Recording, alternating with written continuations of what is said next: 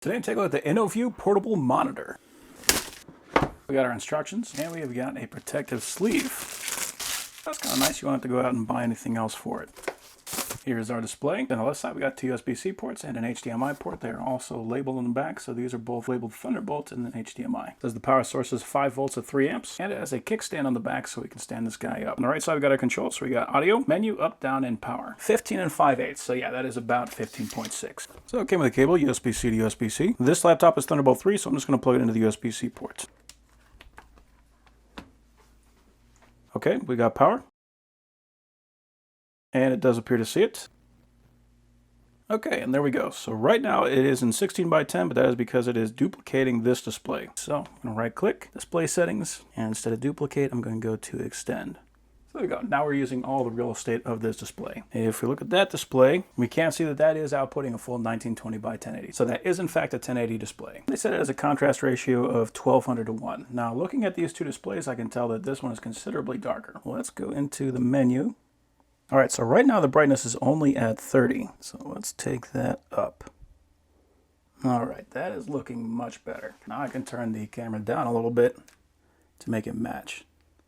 Yeah, I really like that.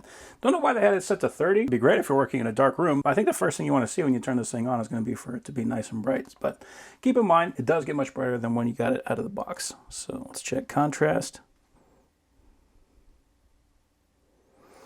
So we can get some significant contrast in there.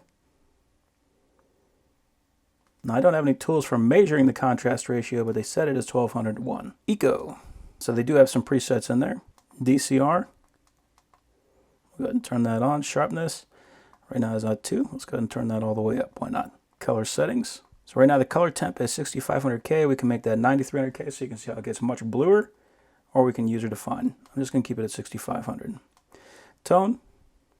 So we can make that considerably different. But it's going to be nice if we have monitors and we're just trying to make it so that they match. But right now I think the color that's coming out of this is pretty darn good. Saturation, low blue light. That's neat. So if you're concerned about blue light rays coming at you, so if you're trying to get some better sleep, we can turn that up. And color gamut. So we do have sRGB, Adobe RGB, DCI-P3, and native. I'm just going to stick with native because I like the way that that looks. Audio settings. So I threw on one of my videos. There we go.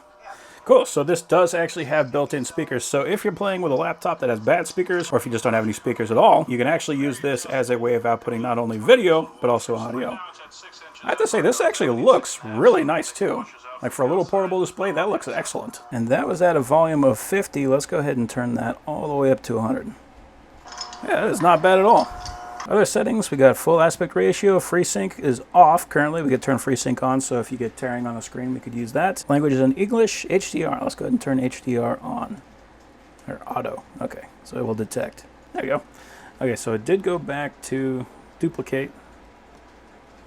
So I'm gonna go back to extend. Okay, so now we got HDR on. And then input source, we got it set to Type-C. If we had 2 plugs in here, we wanted to force it to go to the HDMI, we could use this to do that. So yeah, very nice looking display on there. I love that it's actually larger than my little 13-inch right here. So like if I'm doing some editing on Adobe and I want to be able to see that in a much larger display, this is going to be excellent for that. Also just being able to use this just for the workflow and then using this for the video. Or even if I just want to do some work and watch a video on the side, this is going to be excellent for that. Once you go dual display, it is hard to ever go back, and this is a nice little portable option. So I'm happy with that.